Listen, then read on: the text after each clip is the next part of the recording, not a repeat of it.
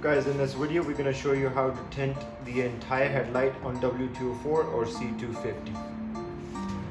Since we have a black car, we're not going to go too dark on the headlight, so we're going to be using vivid smoke light vinyl. That's going to give it a smoke look rather than a dark black tint.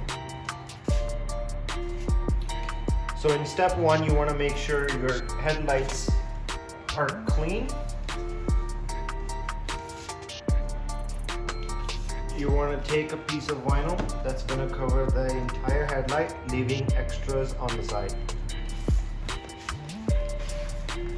We're going to start on the flat surface, and then we're going to use the heat gun to move on to the curved surface.